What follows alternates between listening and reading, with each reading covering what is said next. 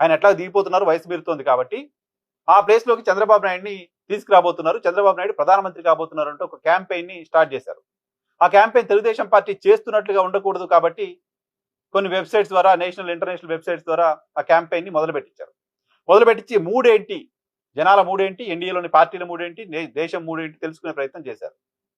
ఈ మూడేంటో తెలుసుకునే ప్రయత్నం ఇక్కడ నుంచి జరిగిన తర్వాత మోదీ పదవి నుంచి తప్పుకునే ఆలోచన లేదు, మోదీని తప్పించే ఆలోచన భారతీయ జనతా పార్టీకి, ఆర్ఎస్ఎస్ కూడా ఉన్నట్టు ఎక్కడ కనపడలా.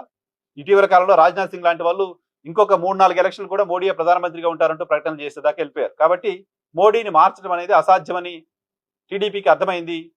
మీరు ఈ తరహా క్యాంపెయిన్ ఆపకపోతే సరైంది కాదు, ఇటువంటి క్యాంపెయిన్ తక్షణం ఆపండి అంటూ భారతీయ జనతా పార్టీలో ఉన్న కొంతమంది తెలుగుదేశం పార్టీకి సంబంధించిన మిత్రులు సూచించారు.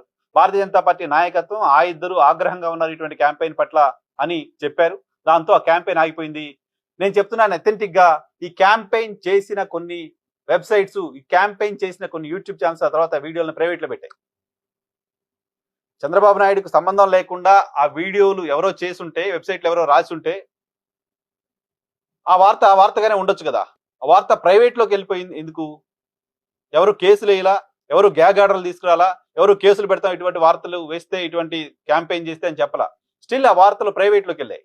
అనేక వార్తలు నేను పక్కన ప్లే చేస్తున్న అనేక లింకులకు సంబంధించినవి కూడా ప్రైవేట్ లోకి వెళ్ళిపోయాయి. ఎందుకు వెళ్ళిపోయాయంటే కేంద్రం నుంచి వార్నింగ్లు వచ్చిన తర్వాత ఆ వార్తల్ని ప్రైవేట్ లో పెట్టించారు ఆ వార్తలు రాయించిన వ్యక్తులు.